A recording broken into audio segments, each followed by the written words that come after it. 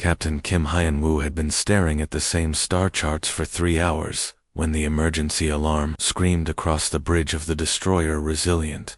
Red lights flashed as every crew member snapped to attention. This wasn't a drill. "Captain, incoming distress signal." Communications Officer Park Ji-hai called out, her voice tight with urgency. Static filled the bridge speakers, crackling with interference that made everyone wince. The sound was broken, desperate, like someone screaming through a hurricane. Ji-hai's hands flew over her console, trying to filter out the noise. Sweat beaded on her forehead as she worked. "It's badly damaged, sir. Whatever happened to them, it wasn't good." Navigator Lee Min-ho was already pulling up holographic displays, his fingers tracing paths through three-dimensional star maps that glowed blue in the dim bridge lighting. "Getting coordinates now, Captain. Signal is coming from Sector 77 Alpha." Felt his stomach drop. Sector 77 Alpha was bad news. Real bad news. "That's Volterian space," he said quietly. The bridge went silent, except for the hum of life support systems. Everyone knew what that meant. The Volterian Empire didn't just dislike humans. They considered them dangerous animals that needed to be put down. Any human ship caught in their territory would be destroyed without warning or mercy. "Sir, I'm getting partial voice transmission," Ji-hai reported, pressing her earpiece deeper. "It's definitely the research vessel Pioneer. Dr. Choi So-young's team." Hyun-woo knew that ship. He'd shared drinks with some of those researchers during their last shore leave. Dr. Choi was brilliant, dedicated to studying alien life forms that could help humanity understand the galaxy better. Her team included some of the smartest people in human space. They were conducting xenobiology surveys in the Outer Rim territories, Minho added, checking his records. Supposed to be mapping safe zones for future colonies. The transmissions suddenly became clearer for just a moment. Through the static, they could hear Dr. Choi's voice, strained and frightened. "Any human vessel, ... please respond. Ship is down, ... casualties, mounting. Volterian patrol ships approaching. Please, if anyone can hear this, ... double quotes, then nothing." Complete silence. Ji-hai worked desperately to re-establish contact, but the signal was gone. "That's it, sir. Nothing more coming through." Hyun-woo stared at the star chart, showing the coordinates. Deep in Volterian territory, surrounded by enemy patrol routes and military installations. It would take them 18 hours to reach that location, assuming they could avoid detection. The odds of success were practically zero. "Captain," Minho said carefully, "those coordinates placed them 3 systems deep into Volterian space. That's past their outer patrol lines. If we go in there, we won't be coming back." The bridge crew looked at their captain, waiting for orders. Some were scared. Hyun-woo could see it in their eyes. Others looked angry, ready to fight. But none of them looked like they were considering abandoning their fellow humans. Hyun-woo thought about Regulation 47, which specifically prohibited rescue missions in hostile territory without fleet authorization.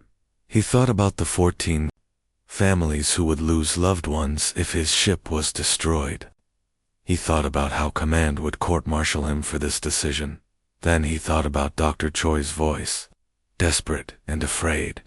"All hands, prepare for hyperspace jump," Hyun-woo commanded, his voice carrying across the intercom to every corner of the ship. "Engineering, I want maximum power to shields and weapons. Medical, prepare for incoming wounded. Marines, gear up for hostile extraction." His crew moved with practiced efficiency. No one questioned the order. No one hesitated in the human fleet. No one was left behind, ever. The Resilient shuddered as it dropped out of hyperspace, and Captain Kim Hyun-woo immediately knew they were too late. The main view screen showed a scene from a nightmare, chunks of twisted metal spinning slowly through space, glinting in the pale light of the system's distant star. What had once been ships was now just debris, scattered across thousands of kilometers, like the remains of some cosmic battle. "Dear God," whispered Communications Officer Park Ji-hai, her face pale as she stared at the destruction. Tactical Officer Yoon Taemin was already running deep scans, his instruments painting detailed pictures of the carnage on his displays. "Captain, I'm reading at least 7 different ship signatures in this debris field. Looks like there was a major fleet engagement here, approximately 6 hours ago." The bridge was eerily quiet, except for the soft beeping of sensors and the hum of life support. Everyone was thinking the same thing. They were looking at what remained of their friends and colleagues. Dr. Choi, So-young's research team had walked into a war zone. "Any survivors?" Hyen-woo asked, though he already feared the answer. Taemin worked his console frantically, scanning every piece of debris for any sign of life. Minutes passed in tense silence. Then his eyes widened. "Wait, I'm picking up something. Very weak life signs, but they're there. Coming from the third moon's surface." Navigator Lee Min-ho quickly focused the ship's sensors on the rocky moon orbiting below them. "Sir, I'm seeing what looks like a crash site.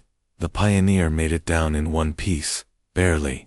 Hulls cracked open like an egg, but the main compartments are still intact." Hyen-woo felt a surge of hope.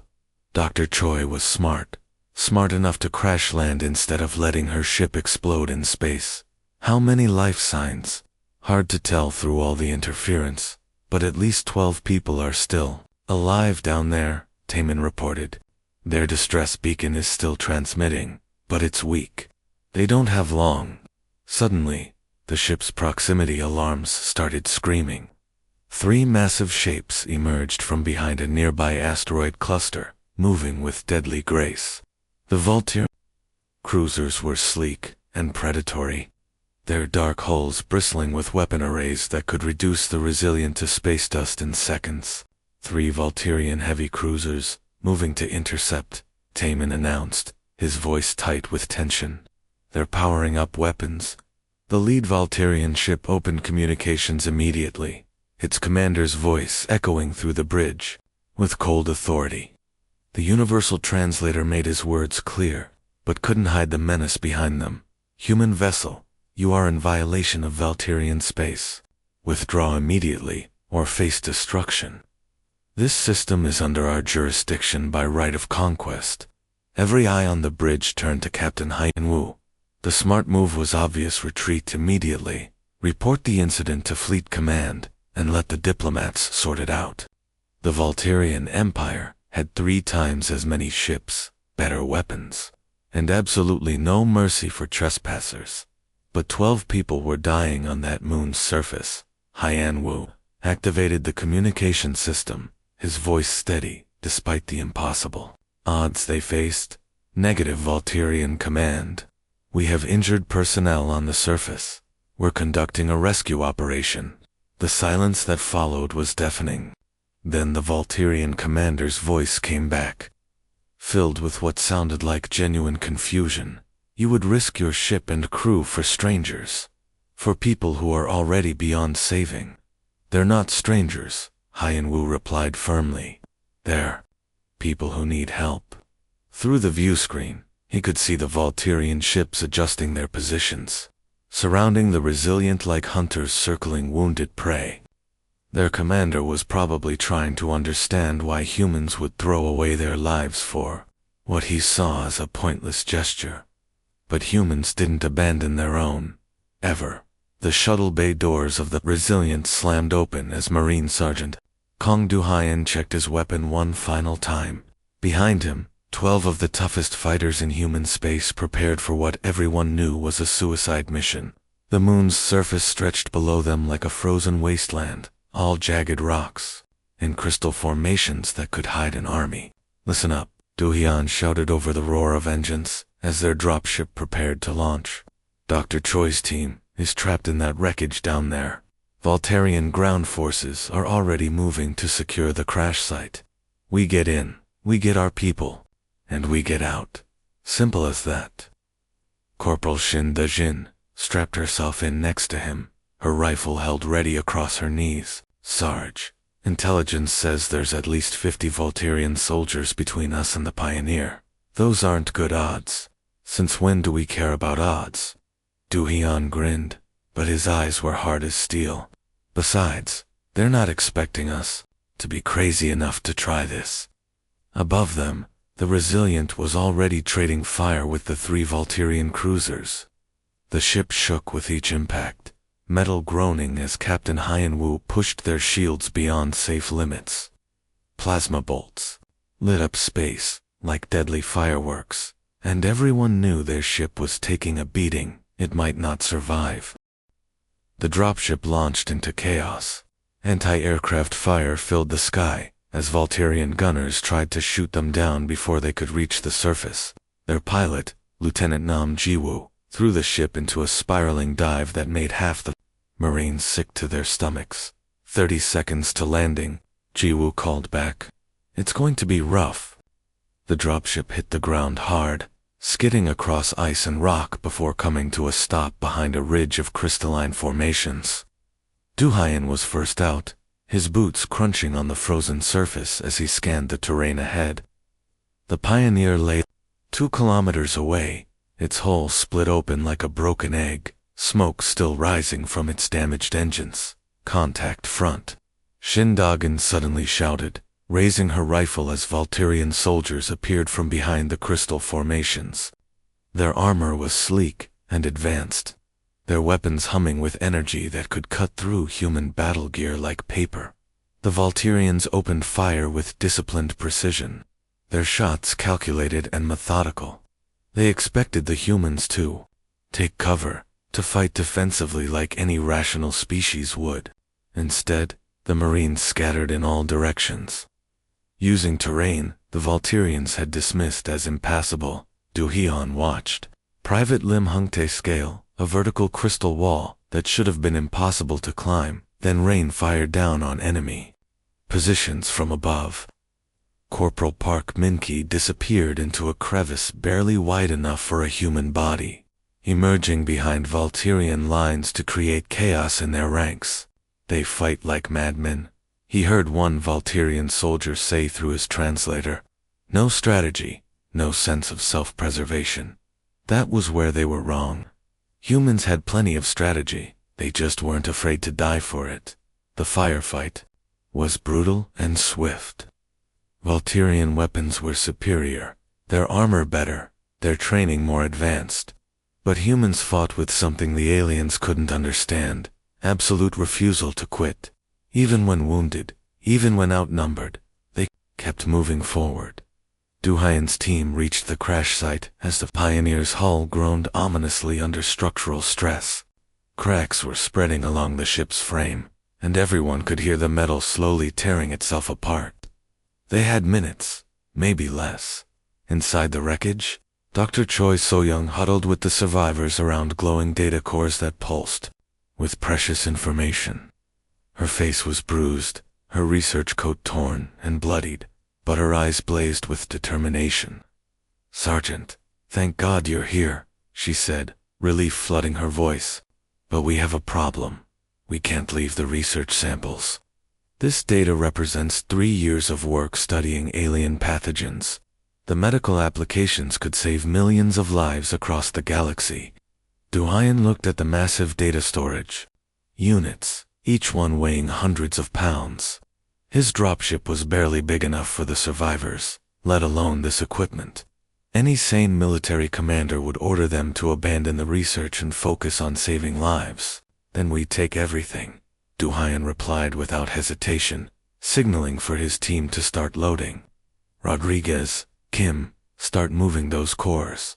Everyone else, defensive positions."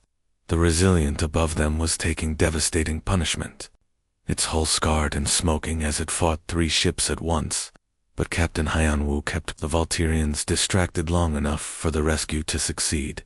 As their battered dropship lifted off with the survivors and their precious cargo, Du-Hyun watched the Resilient limp away from the engagement. The ship was badly damaged, leaking atmosphere and barely holding together. But they were all alive. Captain Hyun-woo's voice crackled over the communication system. Transmitted to every human ship within 100 light-years. This is the Resilient. We need help. The message was simple, but it would change everything. The message from Captain Hyan Wu's battered ship reached Earth's Fleet Command headquarters at exactly 0347 hours, local time. Admiral Bae Junho was reviewing supply reports when his aide burst through the office door, face pale with urgency. "Sir, we have a Priority 1 distress call from the Outer Rim, the destroyer. Resilient is trapped in Volterian space after conducting an unauthorized rescue mission." Bae Junho set down his coffee cup and studied the transmission data scrolling across his screen. What he saw made his blood run cold. A single human destroyer, damaged and surrounded by enemy ships, crying out for help from the middle of hostile territory. "Get me everything we have in sectors 5 through 9, he ordered, his fingers already dancing across communication controls, "and patch me through to every ship captain in the region. Emergency authorization, Tango Spavan." Within minutes, his office was buzzing with activity as staff officers coordinated what would become the largest human fleet mobilization in decades. But the news was already spreading far beyond military channels. In a dingy trading post on the edge of civilized space, cargo hauler Captain Lim Daeho was haggling over fuel prices when his ship's communication system started screaming alerts. He read Hyan Wu's message twice before the reality hit him. A human ship was in trouble, and they needed everyone who could fight. "Change of plans," he told the alien fuel dealer, who looked confused as Daeho suddenly started loading weapons onto his cargo vessel. "I've got somewhere else to be." 3 systems away, Exploration Captain Song Myung was mapping asteroid fields for mining companies when the call reached her. She'd been planning to spend another month in deep space, cataloging mineral deposits and earning credits for her small crew. Instead, she found herself plotting a course toward danger. "Captain, are you sure about this?" asked her navigator, a young officer who'd joined her crew straight from the academy. "We're just an exploration ship. We don't have military weapons or armor." Song Myung looked at her reflection in the bridge viewport. Gray hair, weathered face, hands scarred from years of handling mining equipment. "Son, that message didn't ask what kind of ship we have. It just asked for help." The most surprising response came from the retirement home on Luna Colony, where former Admiral Okung was supposed to be enjoying her golden years. At 73, she hadn't commanded a ship in 5 years. But when the distress call reached her, something stirred in her chest, the same feeling that had carried her through 3 wars and countless battles. "Ma'am, you can't be serious," protested her former aide, now running maintenance on her old cruiser Defiance. "That ship hasn't seen combat in years. The weapon systems are outdated. The shields need complete overhaul." "Then we better work fast," Kyung-suk replied, pulling on her old uniform. It still fit, though the fabric was faded and the rank insignia tarnished. "A human ship is calling for help. That's all I need to know." Meanwhile, at the Galactic Council station orbiting Proxima Centauri, Ambassador Yang Sujin found herself facing a room full of very angry alien diplomats. Her communication board was lighting up with urgent calls from dozens of species, all demanding explanations for what they saw as human aggression. "Ambassador Yang," declared the Volterian representative, his scaled face flushed with indignation, "your people have violated our territorial sovereignty. This is an act of war." Council Chairman Vextar, a multi-eyed creature from the Andromeda sector, leaned forward with obvious confusion. "Ambassador, help us understand. Your people sent a warship into hostile territory to rescue a research vessel. Surely there were diplomatic channels available." Yang Sujin stood slowly, her calm demeanor masking the pride swelling in her chest. Around the council chamber, representatives from dozens of civilizations waited for her explanation. Some looked angry, others confused, but all of them seemed genuinely baffled by human behavior. "Chairman Vexter, honored delegates," she began, her voice carrying clearly through the vast chamber. The answer is simple. We don't abandon our people. Ever. The Regellian ambassador shifted nervously in his seat, but the risk-to-reward ratio was completely irrational. One research ship versus potential fleet losses. You're missing the point, Yang replied. This isn't about mathematics or cost-benefit analysis. This is about who we are as a species. As she spoke, her personal communication device buzzed with updates from human space. Ship after ship was changing course, abandoning profitable contracts and comfortable assignments to answer Han Wu's call. Merchants, explorers, retired military officers, even civilian volunteers were mobilizing. The galaxy was about to learn what happened when humans decided someone needed help, and they were going to learn it the hard way. Veltarian, Fleet Commander Korthik, had been a military officer for 37 years. He'd fought in 12 major campaigns, commanded fleets against 6 different species, and never once doubted his ability to read an enemy's tactical intentions.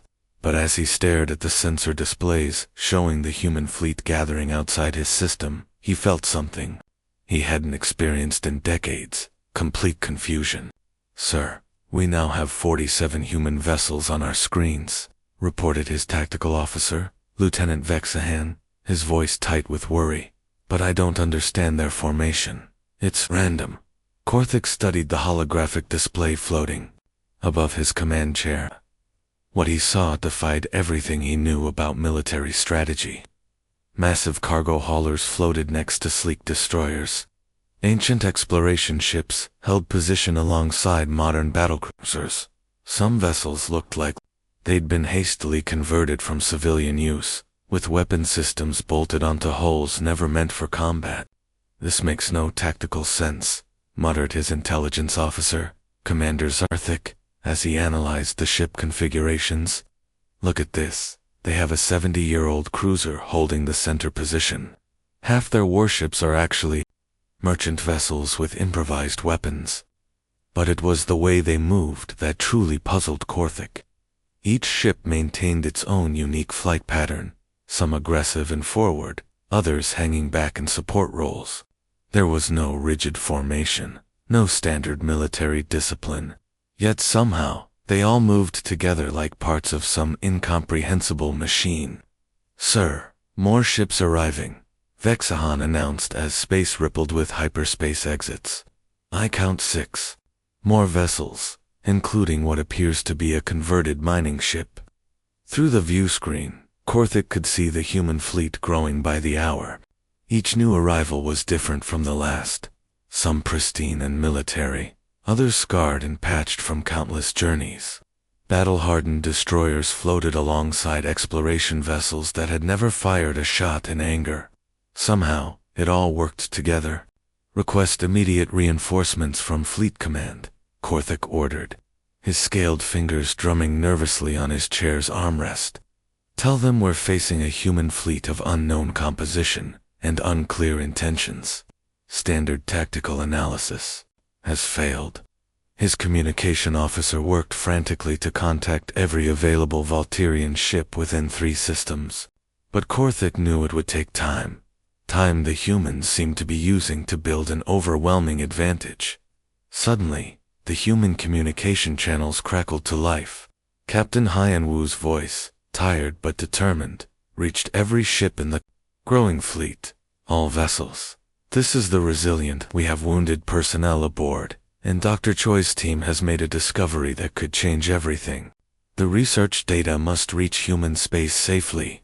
Korthik listened with growing amazement as responses flooded back from the human ships. These weren't military reports or formal acknowledgments. They were personal, emotional, spoken like family members talking to each other. "Resilient. This is Captain Lim Daeho on the freighter Iron Will. We've got your back, brother. Nobody's stopping us from getting you home. Han Wu, this is the exploration vessel Wanderer. Captain Song, Mi Young here. We might not have big guns, but we've got heart. Count us in." But it was the response from the massive battlecruiser Indomitable that made Korthik's blood run cold. Fleet Captain No Youngi's voice carried the authority of decades of combat experience. Understood, resilient. This is No Youngi. We're bringing you home, Captain. No one goes home alone.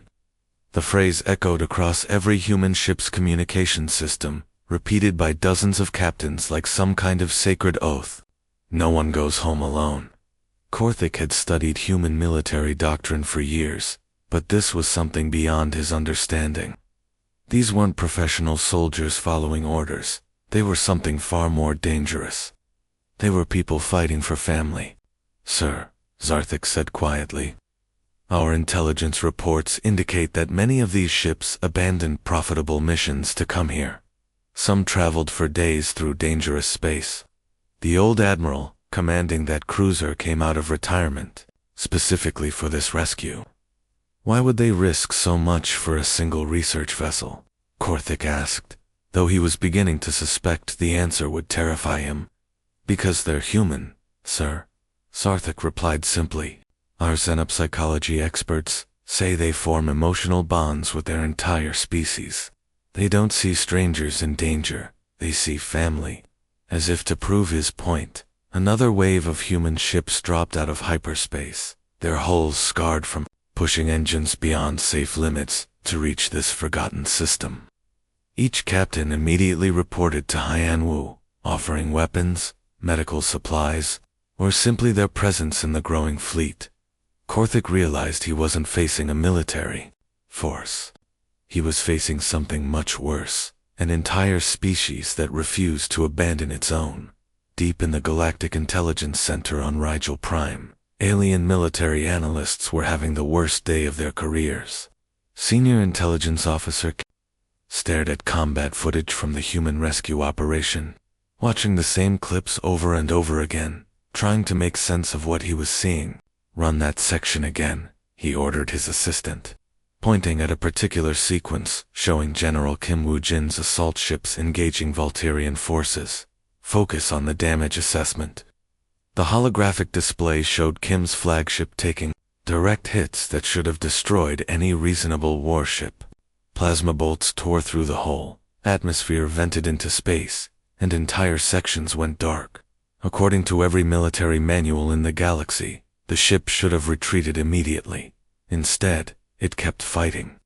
Sir, reported his Centauran colleague, her forearms gesturing frantically at the data streams. Their ship sustained damage to 70% of primary systems. Life support was failing, weapons were offline, and they had massive hull breaches. But they continued the attack for another 47 minutes. Kexron felt a chill run down his spine. That's impossible. No crew can function under those conditions. But the evidence was right there on his screens. Captain Han Jimin's destroyer, Thunderbolt, had taken a direct hit to its engine compartment, leaving the ship barely maneuverable and leaking radiation. Any sane captain would have signaled surrender, or at least retreat. Instead, Han had ordered her crew to manually operate the weapons systems, firing on enemy positions even as her ship slowly died around her. They're willing to accept casualty rates that would break any other military force, reported the Volturian intelligence officer who'd been monitoring the engagement. His scaled face was pale with shock. We recorded instances of ships continuing combat operations with 70% crew casualties. It's complete madness. Commander Korthik, participating in the intelligence briefing via secure transmission, studied the tactical data with growing horror. I've been fighting humans for 6 hours now. Their ships don't retreat when damaged, they adapt. I watched one of their destroyers lose main power, so they rigged mining equipment to work as weapons. Another ship had its navigation systems destroyed, so the crew manually calculated hyperspace jumps using handheld computers. The intelligence center fell silent as everyone processed this information. Most species viewed warfare as a calculated risk, with acceptable losses carefully weighed against potential gains. But humans seem to operate by completely different rules. They treat their own mortality as just another tactical variable, Kexron said slowly, trying to understand. Like fuel consumption or ammunition supplies. There's something else, added the Volturian officer. We intercepted communications from their homeworld. They call it Earth, but in their military databases, it's classified as a Class 12 death world. The room erupted in shocked whispers. Death worlds were planets, so hostile that most species couldn't survive there for more than a few hours.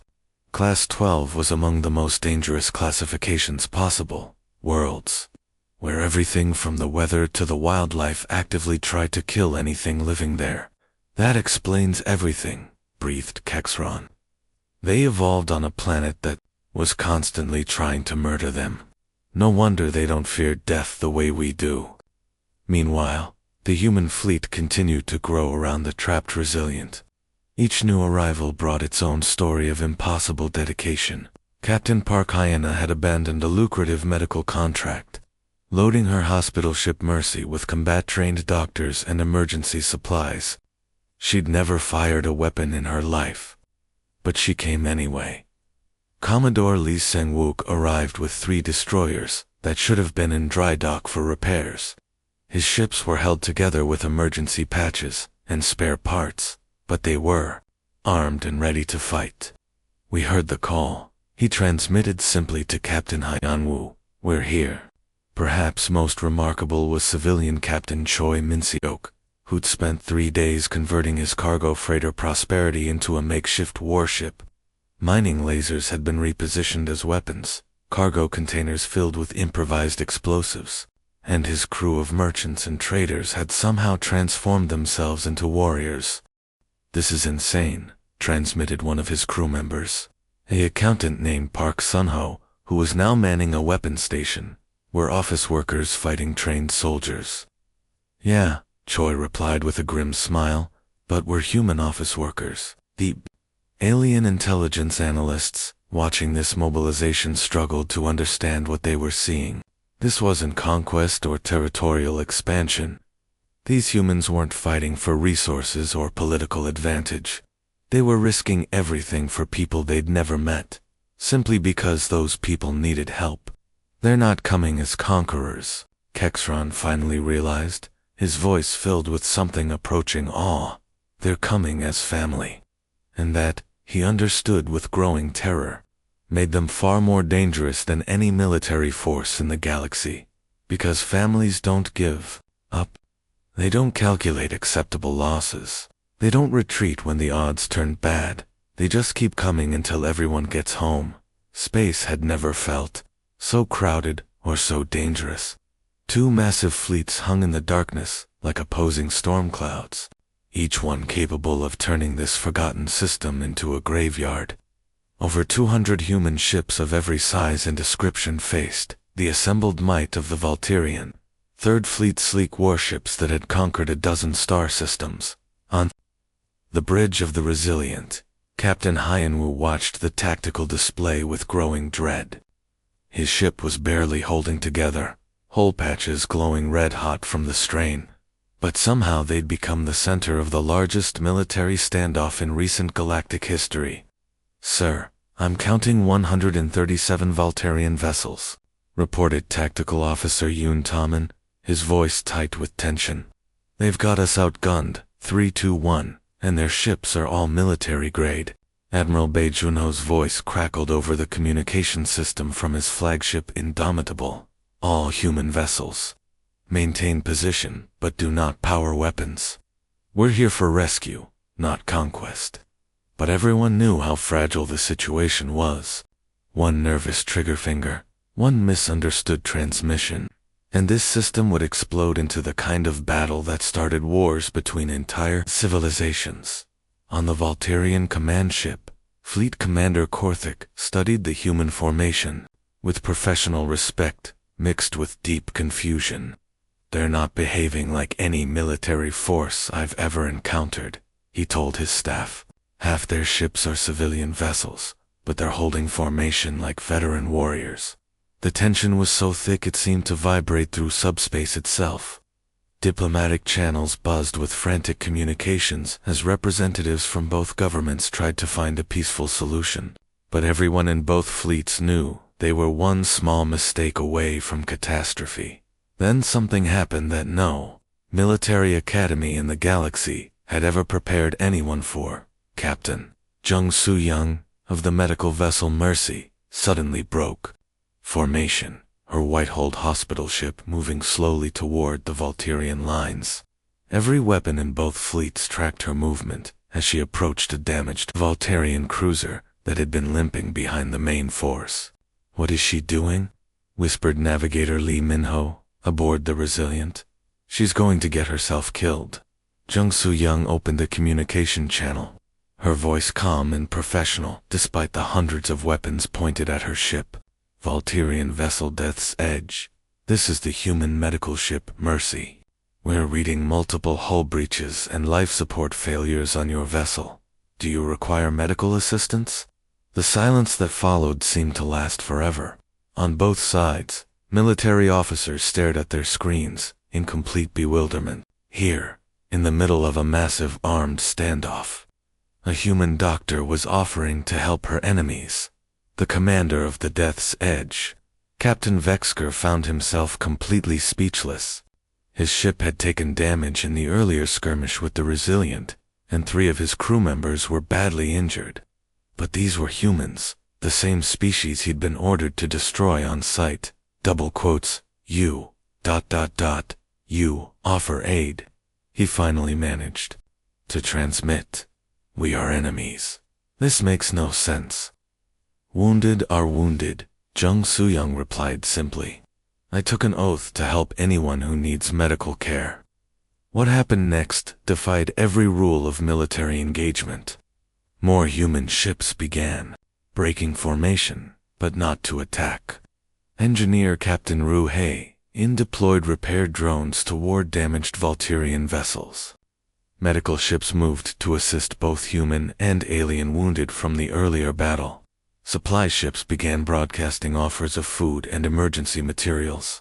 Commander Korthik watched in complete amazement as human ships that should have been preparing for battle instead began conducting rescue operations.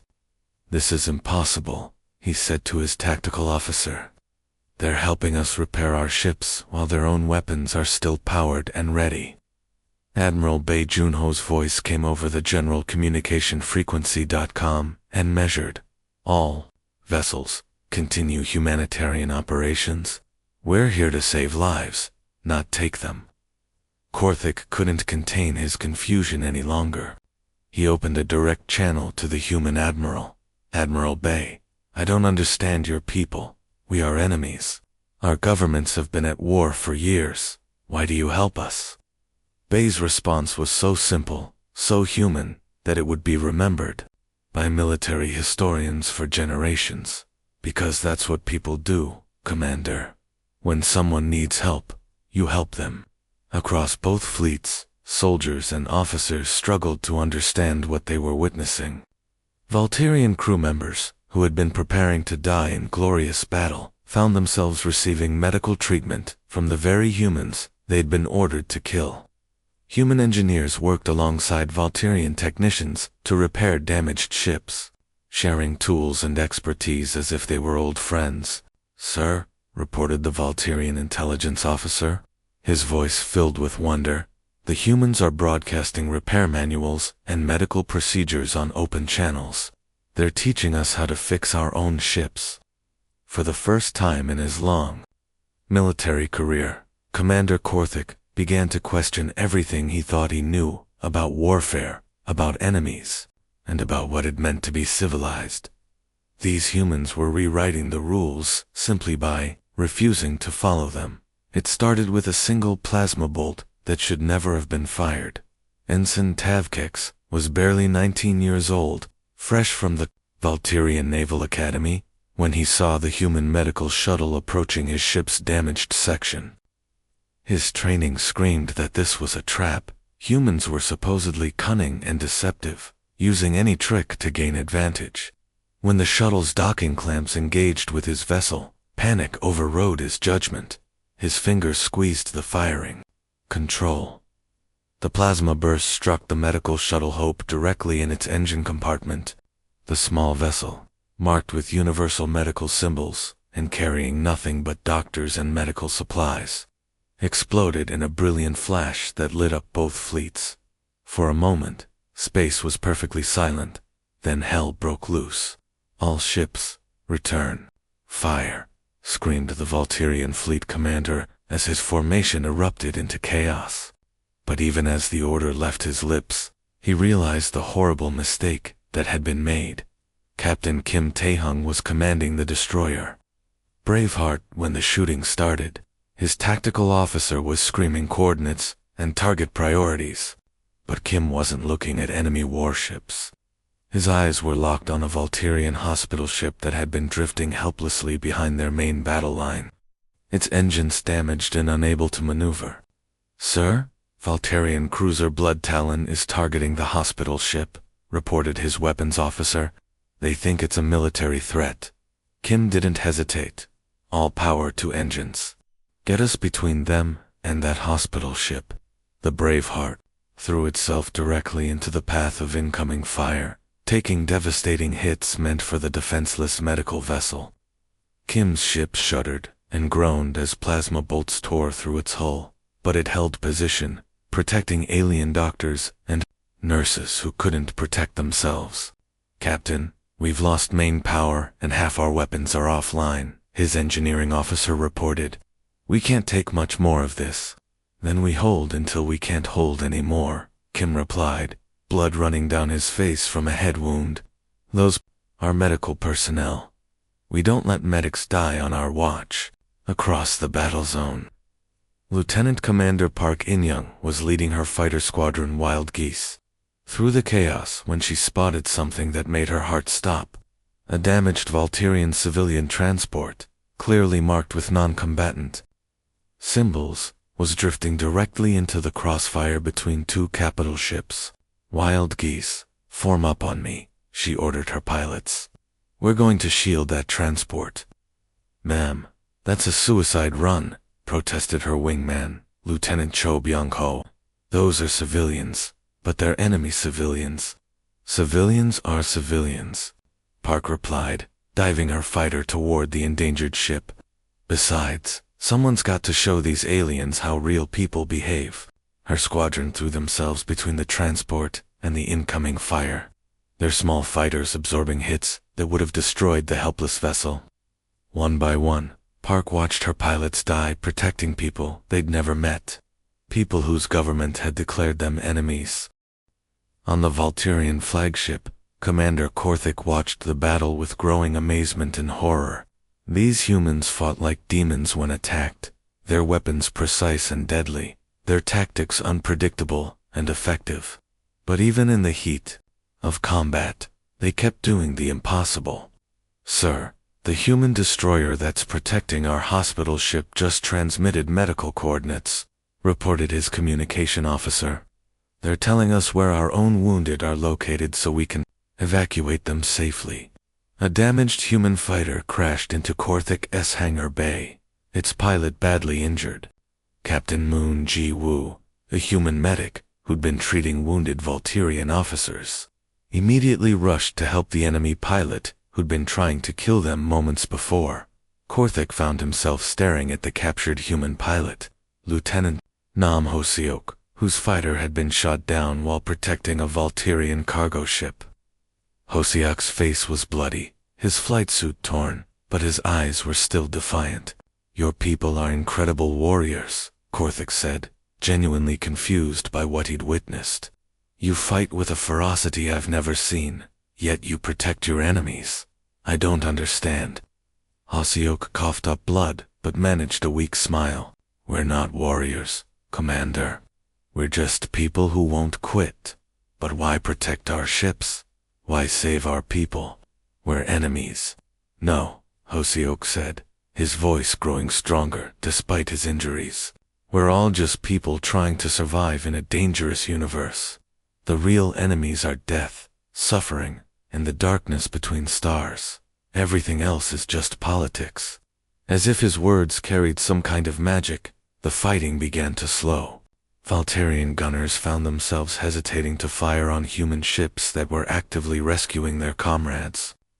Human captains started coordinating with Valterian commanders to avoid hitting medical vessels and civilian transports. Gradually, impossibly, the battle wound down not through surrender or retreat, but through mutual recognition that they were fighting the wrong war against the wrong enemy. In the aftermath, as rescue ships from both sides worked together to save the wounded, Commander Korthik realized something that would change his people forever. These humans didn't fight for conquest or glory. They fought because they couldn't bear to watch others suffer. And that, he understood, with crystal clarity, made them the most dangerous and most valuable allies in the galaxy. 3 days after the battle that nobody wanted to fight, Dr. Choi Soyoung sat in the medical bay of the Resilient, staring at data that would change the galaxy forever. Her hands trembled as she reviewed the research one final time, hardly believing what her team had discovered in the Outer Rim territories. "Captain Hyenwoo," she called out as he entered the medical bay, his left arm still in a brace from the rescue operation. "You need to see this." Hyenwoo approached her workstation, where holographic displays showed complex molecular structures rotating in three-dimensional space. The data looked like pure science to him, but Dr. Choi's expression told him this was something extraordinary. "What am I looking at, Doctor?" "A cure," she said simply. "We were studying alien pathogens in the Outer Rim when we stumbled across something incredible. This compound can neutralize Croner's disease." Hyenwoo felt his breath catch. Every person in the galaxy knew about Croner's disease, the plague that had been devastating Valterian colonies for over 50 years. Millions had died, entire worlds had been quarantined, and the Valterian Empire's expansion had ground to a halt as they desperately searched for a cure. "Are you certain?" he asked. "I've run the tests 17 times, Dr. Choi replied, exhaustion evident in her voice. "This isn't just a treatment, it's a complete cure. We can save every infected person in Valterian space." Commander Korthik arrived at that moment, having been invited to review the research data. His scaled face showed skepticism as he approached the human scientists, but his expression changed as Dr. Choi explained her findings. "You're saying this research can cure the plague that has killed millions of my people?" he asked, his voice barely above a whisper. "Yes," Dr. Choi confirmed. "The compound is relatively simple to synthesize once you know the formula. We could have treatment facilities operational within months." Korthik stared at the data for a long moment, his forefingered hands clasped behind his back. Finally, he turned to Captain Hyenwoo with an expression of complete bewilderment. "You came all this way, risked your entire fleet for strangers," he said, still struggling to comprehend human motivations. "And in doing so, you accidentally saved millions of Valterian lives." Hyenwoo adjusted his injured arm and met the Valterian commander's gaze steadily. "They weren't strangers, Commander. They were people who needed help. That's all we needed to know. But the risk to your own people was worth taking," Hyenwoo interrupted gently. "Because that's who we are." The news traveled across the galaxy faster than any starship. In the great chamber of the Galactic Council, representatives from 100 different worlds gathered in emergency session. Ambassador Yang Soo-jin stood at the center podium, holding a small data crystal that contained Dr. Choi's research. The chamber, which usually buzzed with political arguments and territorial disputes, had fallen completely silent. Even the most cynical diplomats understood they were witnessing a moment that would reshape galactic history. "Honored delegates," Yang began, her voice carrying clearly through the vast space. 3 days ago, you questioned why humanity would risk so much for a single research vessel. Today, I hold the answer. She lifted the crystal, its surface gleaming under the chamber lights. This contains a complete cure for Croner's disease, discovered by the very researchers your governments suggested we abandon. Dr. Choi Soyoung and her team have given the galaxy a gift that will save millions of lives. The Volturian representative, Ambassador Kextar, rose from his seat with tears in his ancient eyes. The human government offers this cure freely. Of course, Yang replied without hesitation. Suffering is suffering, regardless of species or politics. But surely you want something in return, pressed the Regilian delegate. Territory, trade agreements, political concessions. Yang smiled, and for a moment, every person in that chamber saw the simple truth that drove humanity across the stars. We want what we've always wanted, for people to be safe and healthy. That's payment enough. In the weeks that followed, something unprecedented happened in galactic politics.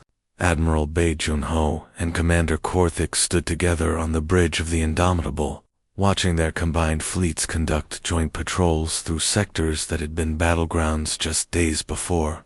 My government is still struggling to understand your people, Korthik admitted. We've fought wars over resources, territory, ideology. But you fight for principles we can barely comprehend. It's not complicated, Bei replied, watching human and Volturian ships working together to escort a medical convoy. We show up when people need help. We don't quit when things get difficult. And we don't abandon anyone, ever, across civilized space. Military analysts and political leaders watched the human-Volturian alliance with growing nervousness. Species that had dismissed humanity as chaotic deathworlders began to reconsider their assumptions. If humans would risk everything for strangers, what would they do for actual friends?